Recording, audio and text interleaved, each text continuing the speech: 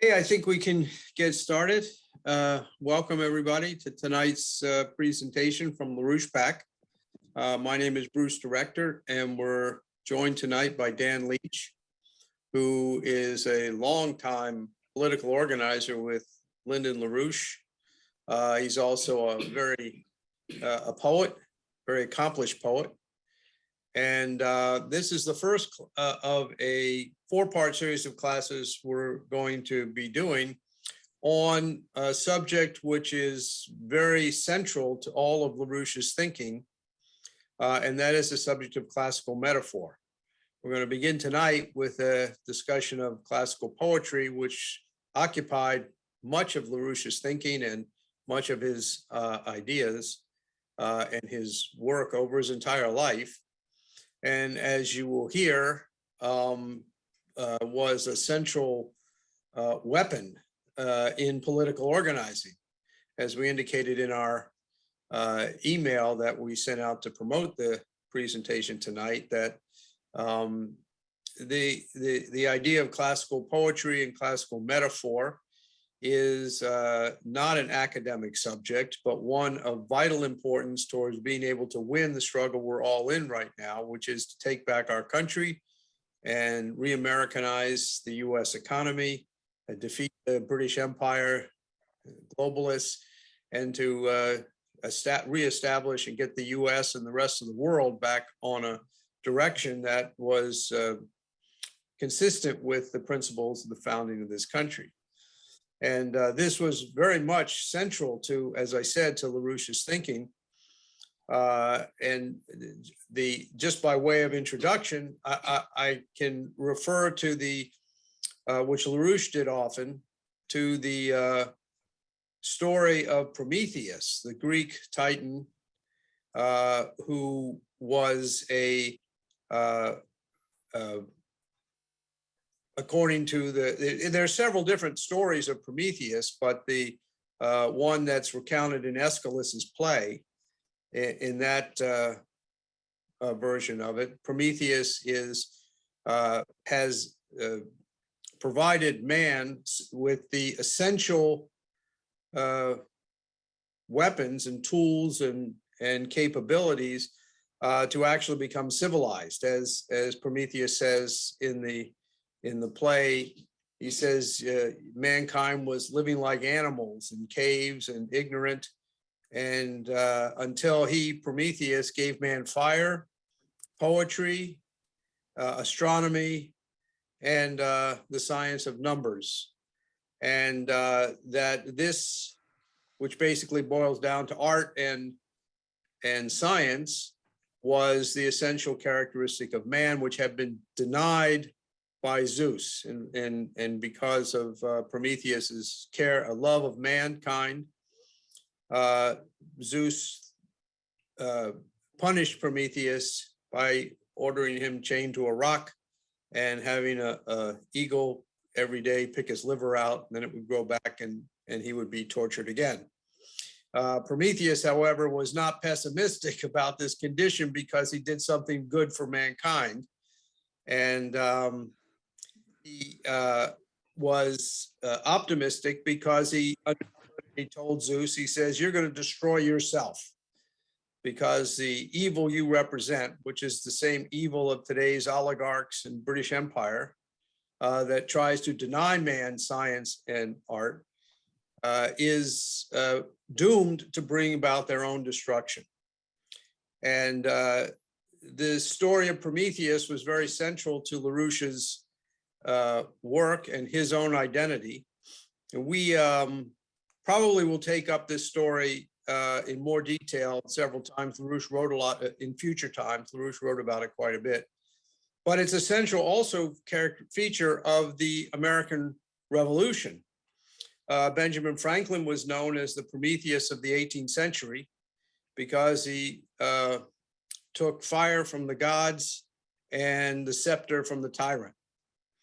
And in LaRouche's early days in the 1930s and 40s, he was very much involved in identifying the issue, the story of Prometheus, as being central to his philosophy and the basic principles.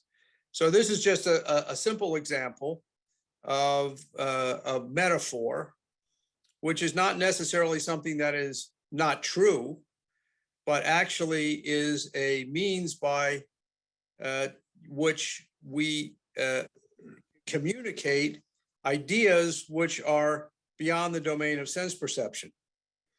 And I should just point out that the name Prometheus in Greek means forethought. It means being able to bring about something or to think of something or to conceive of something that's never been said before, never been thought about before.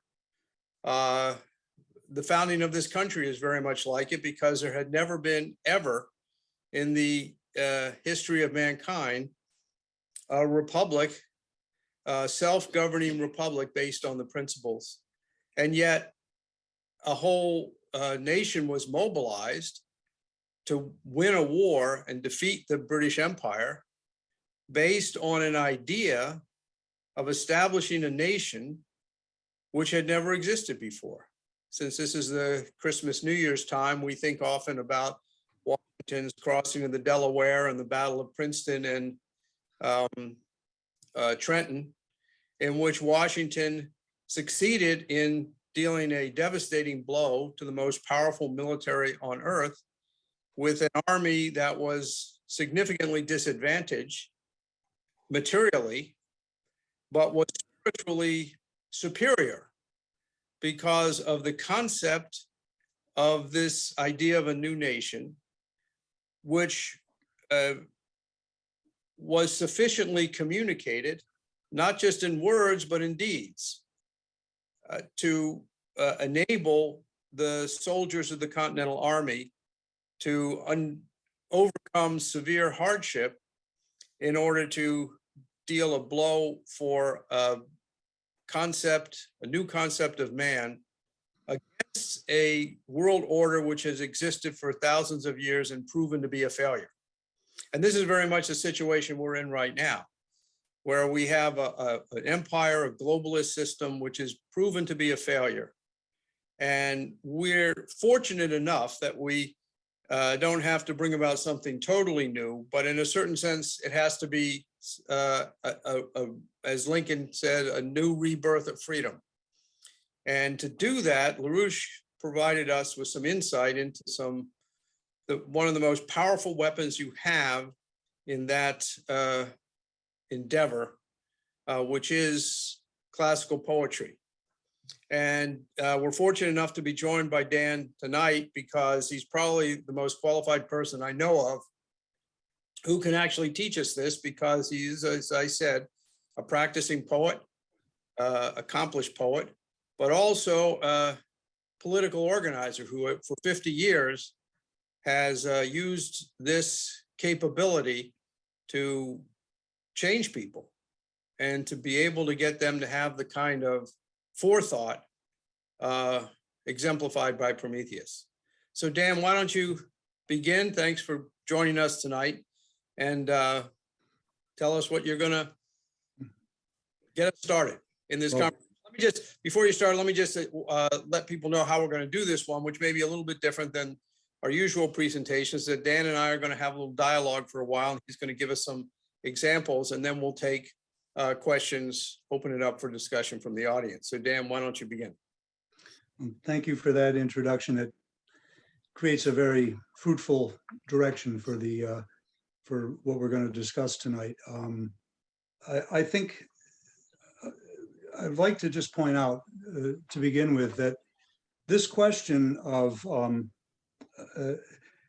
what informs, you might say, the interior mental or spiritual life of people, which poetry speaks to, was always on Lyndon LaRouche's mind from the very first days he started his political organizing over 60 years ago, because he realized that the point would come someday where, as you pointed out, Bruce, the system, based as it has been since 1971 on false premises, the monetarist system, would eventually collapse. And this would create a tremendous social upheaval conditions, revolutionary conditions, conditions ripe for revolution. And the question was not whether people would become, perturbed and, up in arms and taking action. That is certainly the case. But the question would be, what was the emotion that was informing their action?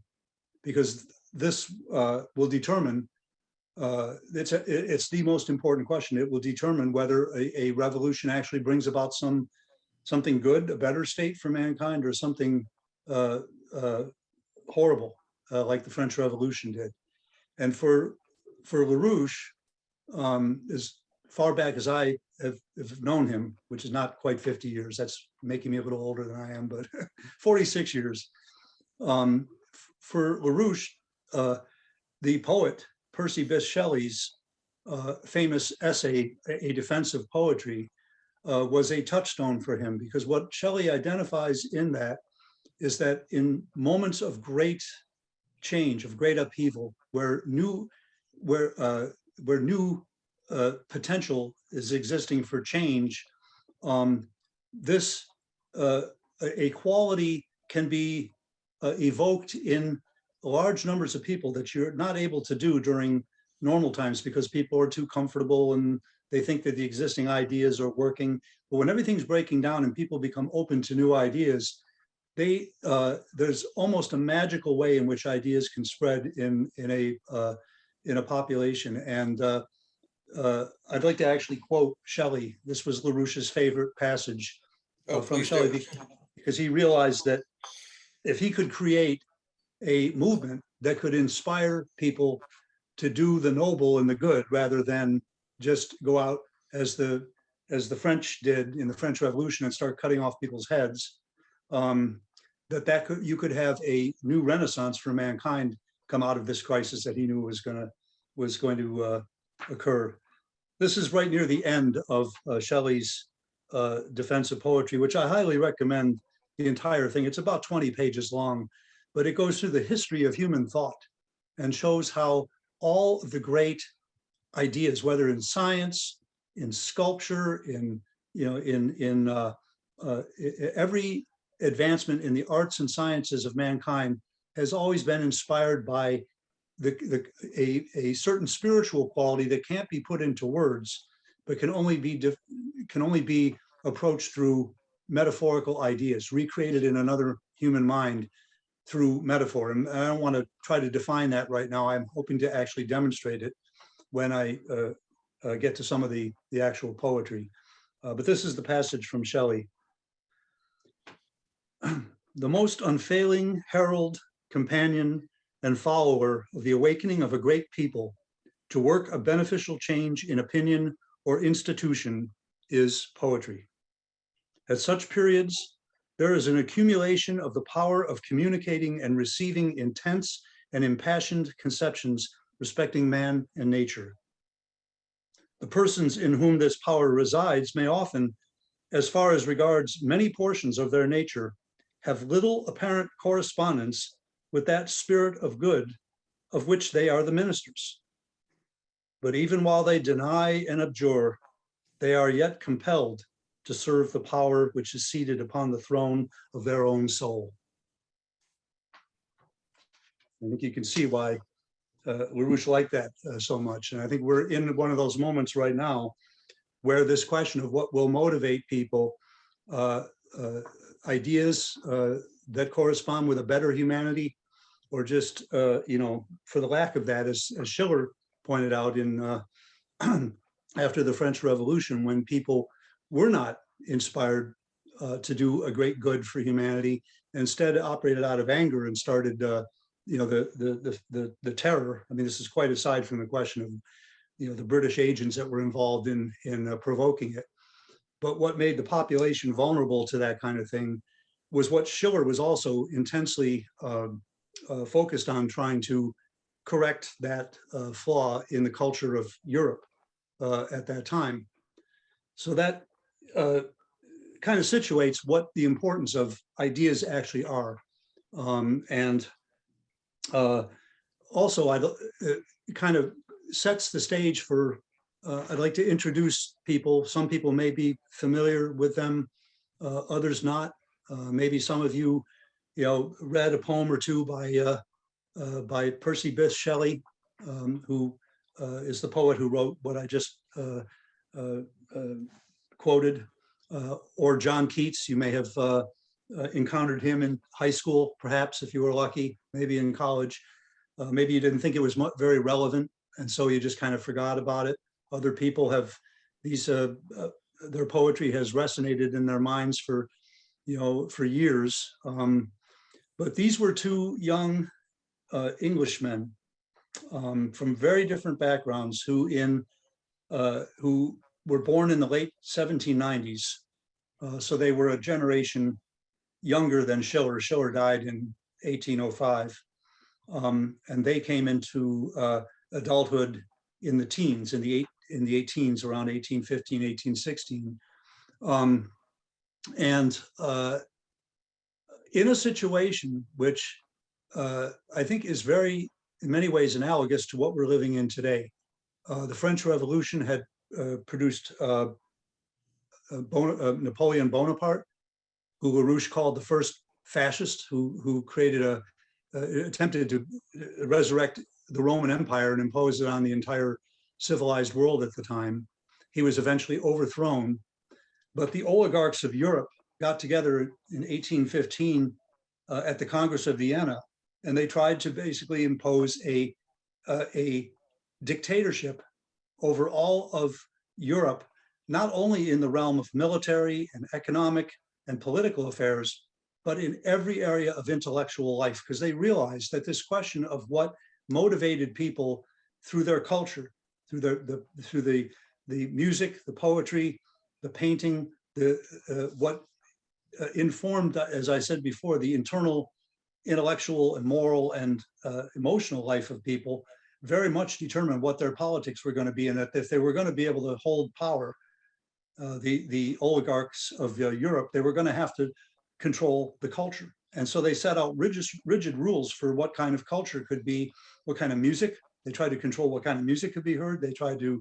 they ran witch hunts against anybody who had Republican principles, like the American Revolution, because they said that it was like, it would lead to an outcome like the French Revolution, terrorism.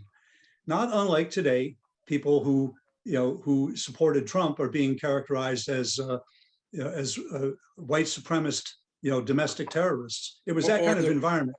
Or the role of Hollywood and the control of the popular culture by the and oligarchy and the British oligarchy from the Congress of Cultural Freedom and so on and so forth. But it's very relevant for today. Yeah, and this was the environment that Keats and Shelley found themselves in the post-1815 England, where everything was highly censored. If you espoused anything like Republican ideals, like the American Revolution, you were hounded out of public life. You didn't get published, or even worse. Shelley, and I should also say that they knew each other. They weren't particularly close, but they both were associated with a very interesting fellow by the name of Leigh Hunt, who had a circle of artists, poets, musicians, who used to attend parties at his house. He brought together some of the more radical minds of the time. And this is where Shelley and Keats met. Now, Shelley, I won't talk much about him, just to offset the difference, because this is relevant to what we're going to discuss a little bit later. Shelley was upper, he came from an aristocratic family, or minor aristocracy. He went to Oxford. He had an excellent classical education. He knew Greek, he knew Latin, he knew Italian, he knew German. I mean, he had the best education you can imagine. And his writing, maybe some later time we can talk about, because it's very relevant to what Bruce was just discussing. He actually wrote a play called Prometheus Unbound, in which he wrote what he conceived of would be the answer to Aeschylus's play, from the ancient Greek about the persecution of Prometheus and what he thought the outcome should be, in which in Shelley's play, Zeus is overthrown and Prometheus eventually prevails. And it is because, I'll just say this about it, it was because of his intense passion for mankind that he was willing to endure eternal torture and risk everything for the sake of mankind. This principle for Shelley was at the center. This principle of agapic love of human beings for what makes people human, that had to motivate any political revolution that could occur. And he made this very clear in all of his poems, but it's most explicit in Prometheus Unbound. So this is the kind of intellectual environment that you had among this circle of writers. Into this comes John Keats, who I think, along with Shelley, was Lyndon LaRouche's favorite poet. And for those who aren't familiar with him, he is really a remarkable poet. He only lived to the age of 25. When he was about 22, he became part of this circle of thinkers that I was just referring to. But he came from a working class background. He had almost no education beyond, reading, writing, math, that kind of thing, what we'd consider today maybe an 8th grade education, I guess. He was being tracked into having a kind of a low skilled medical job. And he became completely enthralled with what he was learning from this circle of people. He, for the first time, was introduced to classical Greek thought, to Plato. This was the first time he ever got introduced to Shakespeare, which he just devoured. One thing after another. He gobbled up everything he could of the classics, Milton, all English poetry from Chaucer to the present time, and decided that he was going to become a poet. So at age 22, going on 23, probably more like 22, he started writing. Now, Bruce, if you want me to say anything more. No, go ahead. About this, because I'd like to get right into. Yeah, I think that would be a good idea because, as you mentioned, most people, have very little familiarity with poetry, except what they got in school, which they probably didn't like, because it was presented usually by people who didn't appreciate great poetry very much. It was sort of like forced on you, like cod liver oil or something like that. And so really denied a real understanding of poetry. So I think, and that was, I must say, it was one of the most shocking things. I guess I'm in that category because I was never really thought much about poetry. I was attracted to LaRouche more by the science but the combination of science and politics, and how determined and fearless LaRouche was about dealing with the immediate crisis. And so it was quite a shock to me to hear about the importance of poetry, both for science and for politics. And I say, how could that be? I remember in the mid-70s, LaRouche wrote a shocking paper called Poetry Must Supersede Mathematics and Science, which was a real mind twister. But once I came to realize it completely opened up the possibility of understanding science and politics better. So I think I don't think I'm alone in that. And so, if you could give people some familiarity with poetry as LaRouche understood it, and as you've just presented, really be helpful. We should dive right in. Even though what we're going to look at does have rhyme, it does rhyme, and it has meter, it's measured metrical words. Shelley points out in his Defense of Poetry that poetry pervades every great outcropping of human thought throughout history, that the Psalms in the Old Testament are just alive with poetry. The Lord is my shepherd. That's a metaphor. and it's just one after another of beautiful metaphors. The teachings of Jesus, are highly poetic. The great orations throughout history. You think of the Gettysburg Address, Lincoln's Gettysburg Address. It's Absolutely. pure poetry. It's prose. It's spoken, prose, conversational, English, but it's alive with images and things that touch something deep inside of us. Whenever that happens, whether it is in, whether it's written out in poetic lines or whether it's in a speech, or it could be just a single sentence. That's poetry. Now, Edgar Allan Poe, the great American patriot and poet, pointed out something that I think also Schiller pointed out, and Shelley too. But Poe did it in a much more direct way. He said in his essay, the Poetic Principle, that what great poetry does. I mean, let me just say this. I mean, I'm not a snob. I think poems can be written about many things. You could write a poem about your cat, pointing out some funny little irony about it, and it's poetry. It can mean something to people, even if it just brings a chuckle or points out some little funny irony. But great classical poetry, the kind we're going to be looking at tonight, touches the part of the human being which makes them aware of their own immortality, that they're an immortal soul, that we're not animals and creatures of just the senses, like Prometheus found, like mankind was before Prometheus, in legend gave mankind fire. And we're not computers. We're not just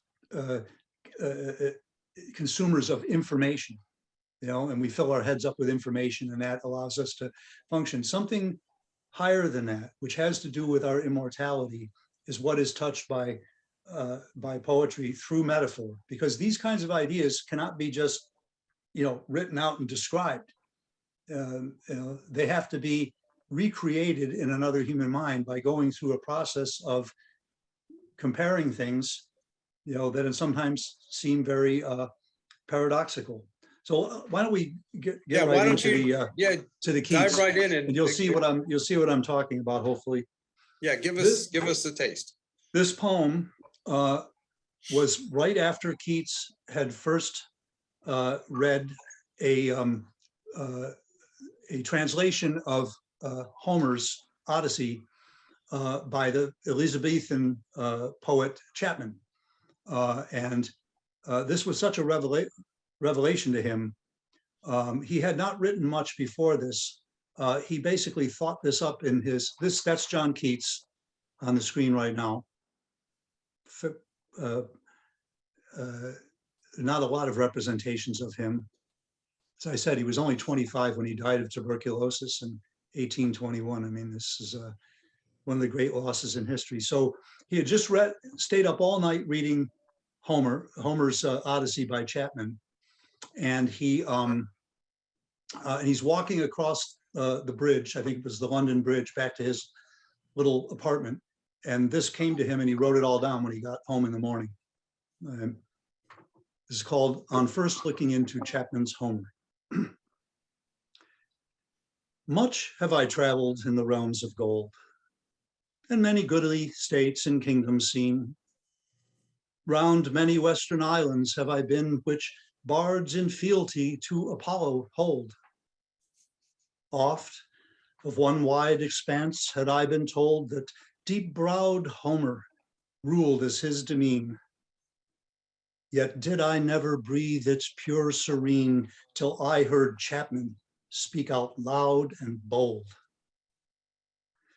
Then felt I like some watcher of the skies when a new planet swims into his ken, or like stout Cortez when with eagle eyes he stared at the Pacific, and all his men looked at each other with a wild surmise, silent upon a peak in Darien. That was really, really wonderful. As both of us know, LaRouche complained about how the art of reciting poetry had been lost to most people from our generation down. But I think you did this poem great justice in your recitation there. And so why don't you have some thoughts, I know, about how to look at this Well, poem and how to understand it, or yeah, we can open up for discussion after I'm done. So if anybody's got some other ideas, wait till then. But just a few things I'll point out about this, which I think are relevant to what we mean by classical. First of all, this is a sonnet. A sonnet has 14 lines. This one is after the style of the Italian poets like Petrarch and Dante. So it's the Italian form. It's different than the Elizabethan English form. Keats liked this kind of thing, but it's very interesting because the form adds to the movement of the metaphorical ideas. It buttresses them. I'll briefly show you how. In the first 4 lines, that's called a quatrain.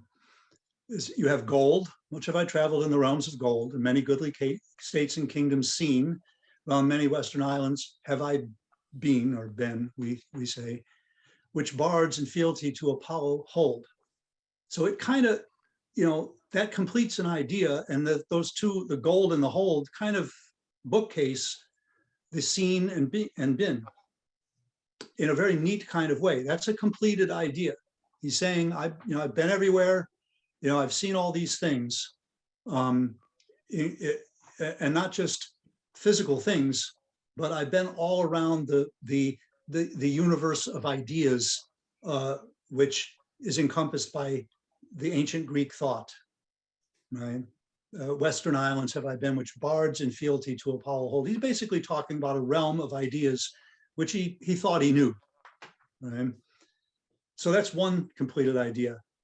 But this form, because it repeats the same rhyme scheme in the second one, it's connected.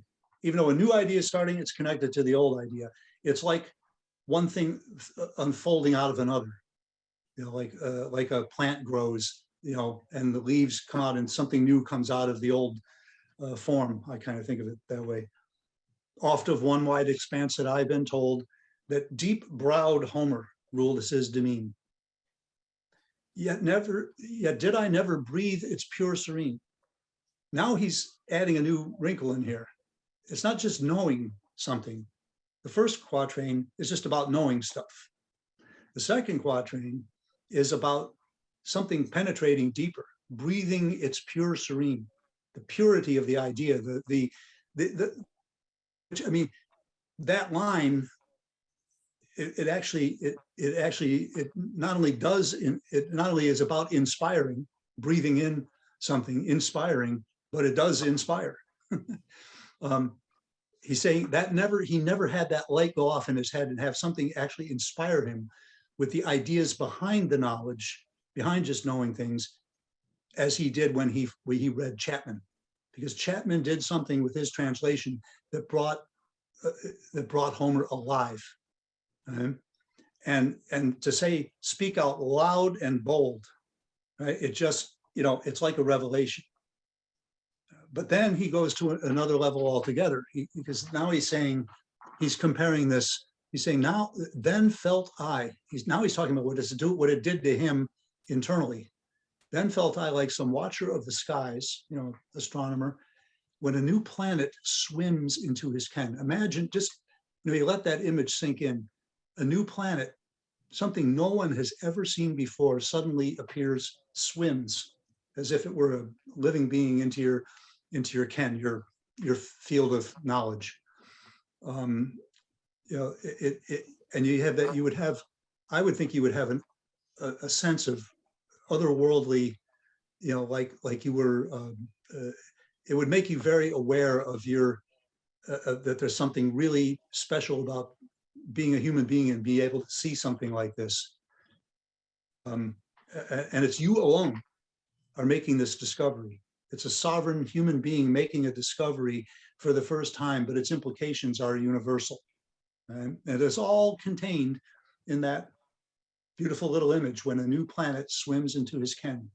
So he's taking it, a level higher, or like stout Cortez, when with eagle eyes he stared at the Pacific, aware of what he's seeing, probably, the Pacific Ocean, which no one had ever seen before, or well, Europeans hadn't seen before. At least we're led to believe that.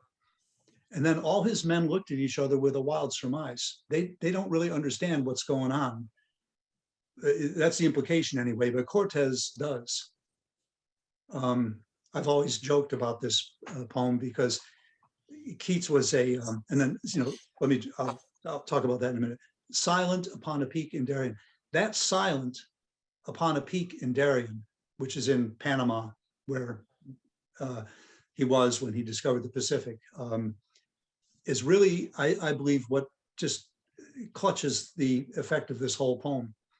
Because now you're in silence and there's nothing but you and the process of creative discovery, which you alone are out there, on the edge of human knowledge, and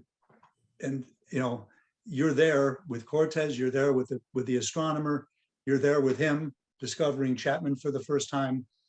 It really has all the hallmarks of capturing what it means to make a discovery. Now, there's a lot else that could be said about this. There's I'll just add this one last funny little irony in it. I'm sure that Keats was well aware, I can't vouch for this, that it wasn't Cortez who discovered the Pacific at all, it was Balboa. But he was such a stickler for the word, the sounds of words and their meter, the metrical qualities of them. You couldn't put Balboa in there and make the metrical scheme of the line work. So I think he put Cortez in there simply because it sounded better. So again, the question is not literal truth. The question is poetic truth, because ultimately, of course, it doesn't matter who actually did. He's making a much, much more profound point about creative discovery. So yeah, I would add a couple of, just a little footnote here, that there were two great discoveries of new planets, one of which occurred before Keats's birth, which was the discovery of Uranus, but the other happened during his short life of the discovery of the asteroid series by Piazzi. And and this was very, very famous. And of course, next week I'll be doing a presentation on metaphor and science. But Piazzi, Gauss actually very much applied the principle of metaphor in determining the orbit of Ceres when no one else could. Everybody else was trying to find the orbit of Ceres using basically sense perception. And Gauss looked at it in a completely new way and discovered a whole new principle of astronomy. And I think that for sure Keats was referencing that experience of discovering something completely new. Because when you think about the idea of a new planet, people have been looking at the heavens for all human existence. And you think what's out there. Of course, people didn't even know about the existence of galaxies until the 1920s. So there was a whole lot that hadn't been discovered, but that's a shocking discovery of looking at something which you think you knew, and all of a sudden finding out that there's something else there that you didn't know about. And that, again, is the Promethean idea of forethought, being able to think about and discover not what is, but what could be or what will be. The other irony, which I think is worth pointing out here, is that the word silent in the last line, because here he's trying to describe things to us and the experience that he has in words. And yet ultimately, this is beyond words, and he's Mhm. using words to allow us to climb the stairs, to realize that the stairs, there's something behind the stairs. Mhm. We can fly. We Right. don't have to climb stairs. So this is just, yeah, this is a, a relatively, I don't want to say simple because there's just many, many layers of meaning in this poem, but this begins to get at a concept of what a metaphor is.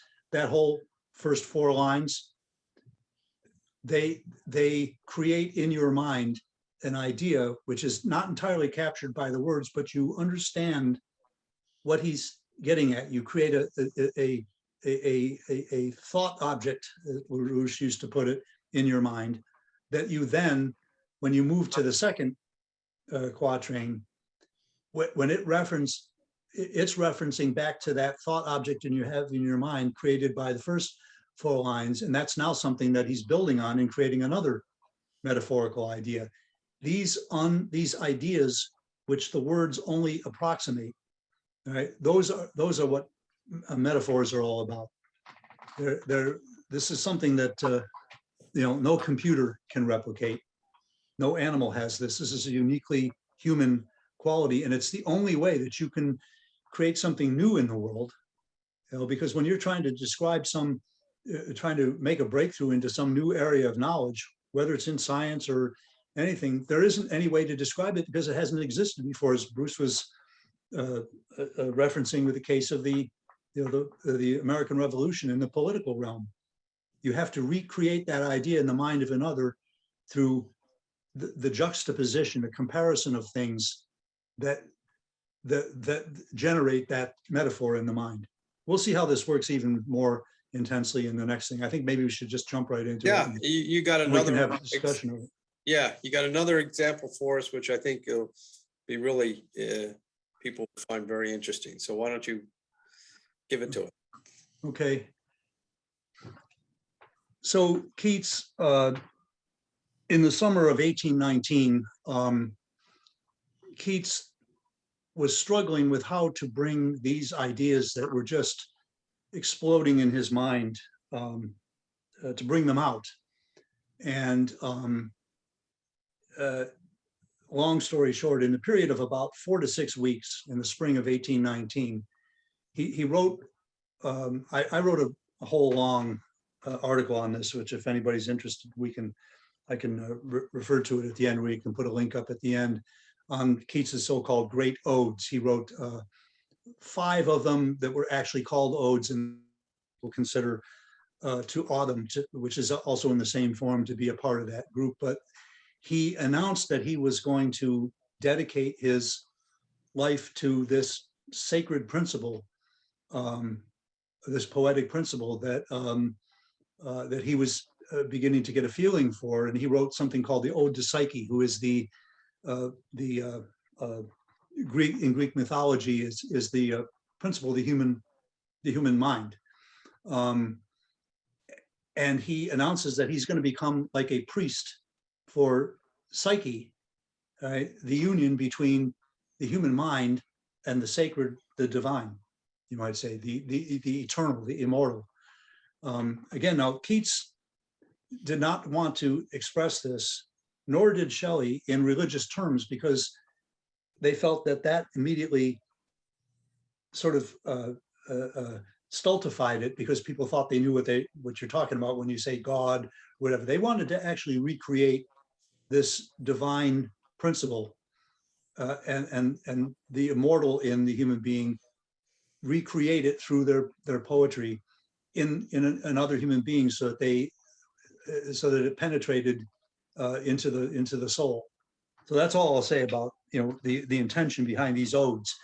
I believe that they proceed in a certain order, and that the final one, the one in which he kind of achieves, I think, what he set out to do, is this ode on a Grecian urn. And we'll have some discussion of it. Let me recite it first. Keisha, can you put it back up? Okay, here we go. Ode on a Grecian Urn. thou still unravished bride of quietness, thou foster child of silence and slow time, sylvan historian, who canst thus express a flowery tale more sweetly than our rhyme. What leaf-fringed legend haunts about thy shape, of deities or mortals, or of both, in Tempe or in the dales of Arcady? What men or gods are these? What maidens loath? What mad pursuit? What struggle to escape? What pipes and timbrels? What wild ecstasy? Heard melodies are sweet, but those unheard are sweeter. Therefore, ye soft pipes, play on, not to the sensual ear, but more endeared, pipe to the spirit ditties of no tone. Fair youth beneath the trees, thou canst not leave thy song, nor ever can those trees be bare. Bold lover, never, never canst thou kiss, though winning near the goal, yet do not grieve. She cannot fade, though thou hadst not thy bliss, forever wilt thou love, and she be fair. Oh, happy, happy boughs that cannot shed your leaves, nor ever bid the spring adieu, and happy melodist unwearied, forever piping songs forever new. More happy love, more happy, happy love, forever warm and still to be enjoyed, forever panting and forever young, all breathing human passion far above, that leaves a heart high sorrowful and cloyed, a burning forehead and a parching tongue. Who are these coming to the sacrifice? To what green altar, O mysterious priest, leadst thou that heifer lowing at the skies, and all her silken flanks with garlands dressed? What little town, by river or seashore, or mountain built with peaceful citadel, is emptied of its folk this pious morn? And, little town, thy streets forevermore will silent be, and not a soul to tell why thou art desolate can e'er return. O Attic shape, fair attitude, with breed of marble men and maidens overwrought, with forest branches and the trodden weed, thou, silent form, dost tease us out of thought, as doth eternity. Cold pastoral, an old age shall this generation waste, thou shalt remain in midst of other woe than ours, a friend to man, to whom thou sayest, beauty is truth, truth, beauty. It's all ye know on earth and all ye need to know.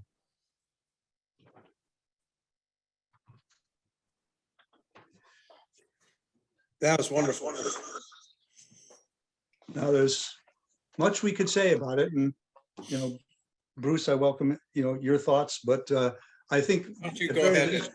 at very least you can say that he's lifted us into a realm in which we feel at one with these, it's the whole thing is full of ironies. I mean, these are not even real people. They're representations of people frozen on an urn, but yet they're speaking to us. We end up not only feeling a connection to them, speaking to us over centuries, even though, everything is unheard. Unheard melodies are sweeter than those heard. But he even creates a connection to something that isn't even on the vase or on the urn, the little town from which they came and will never come back to. You almost feel sorry for the little town, which I think evokes an emotion of, what Schiller called the sublime. One hand, you feel kind of a sadness about the fact that we all die, and the earth is a little town where people leave and never come back. This is the human condition, but yet there's something beautiful in the idea that this thing created by human beings can speak to us over centuries, and when we're gone, we'll still be doing it, you know, to other generations.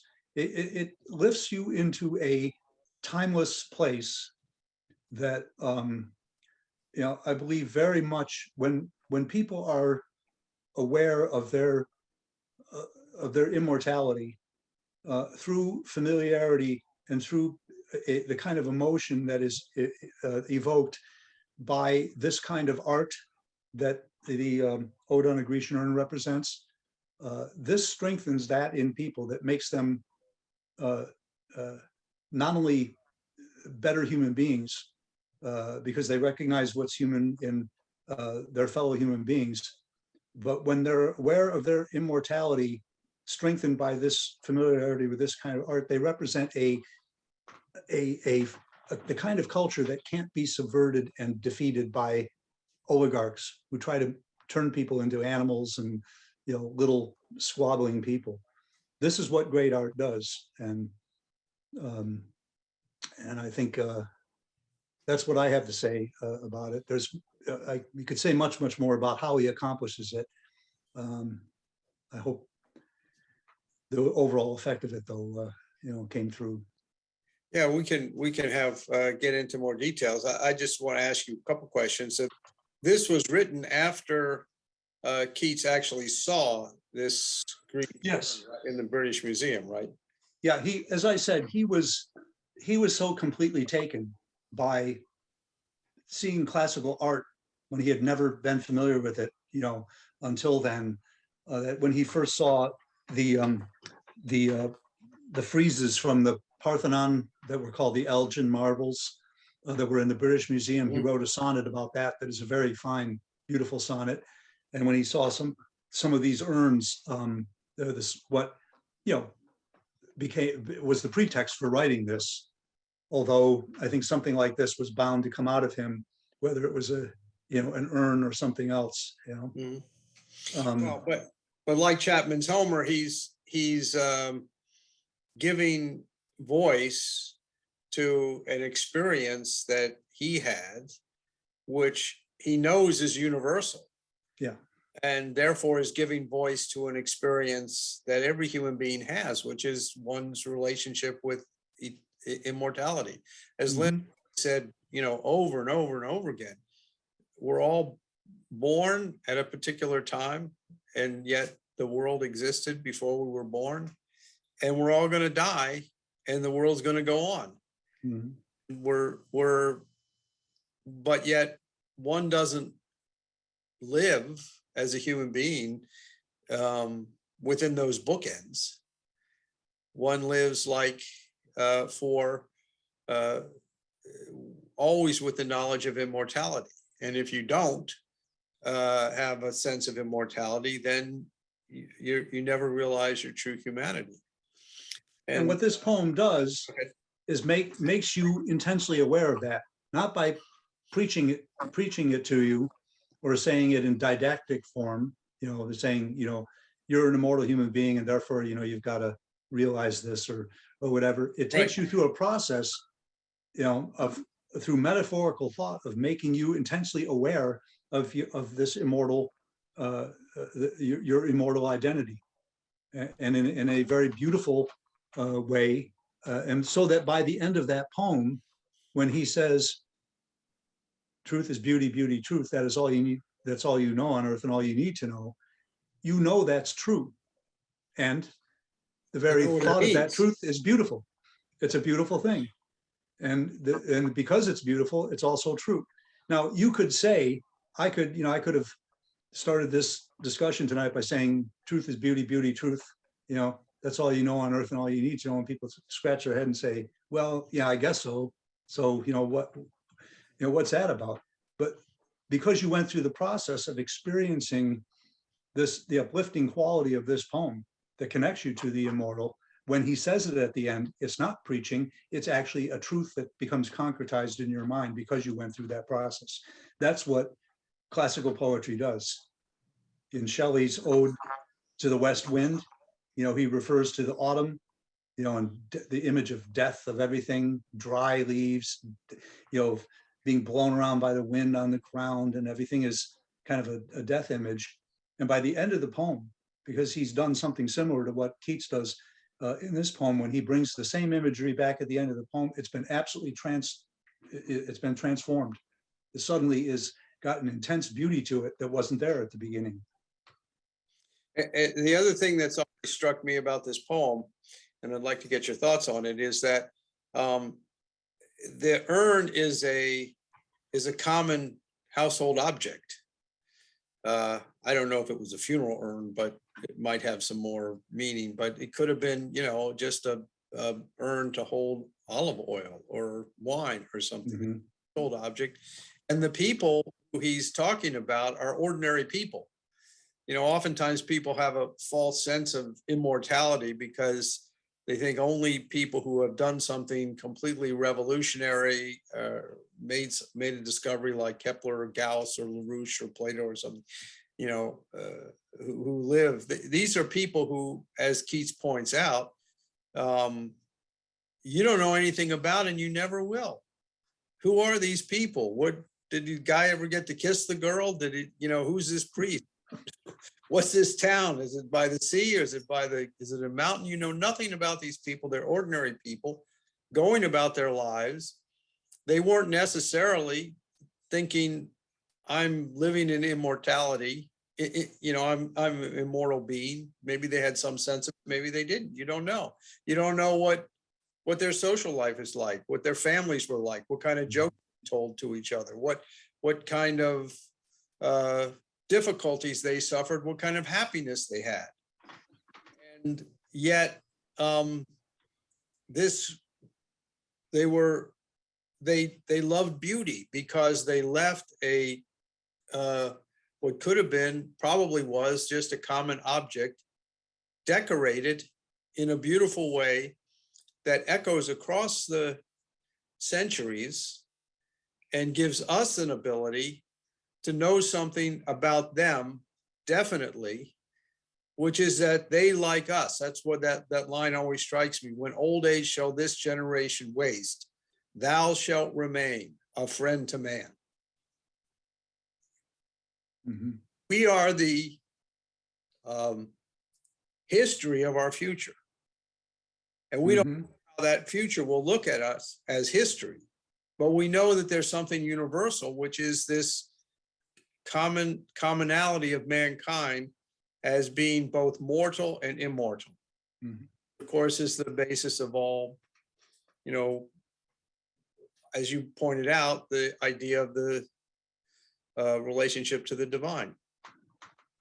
And all of this is implied in these metaphorical ideas as they unfold. It's all there, and you can unfold it the way we're doing now, in discussion and everything. But what a metaphor is it's an object in the mind which certain things about. You feel it, you know it, and you feel it, and the poet is referring to that, and then and that he knows he's created a certain knowledge in your mind, which can't be entirely captured by words, but nevertheless is more real than any particular words you could say about it. That's what I think. Well, go ahead.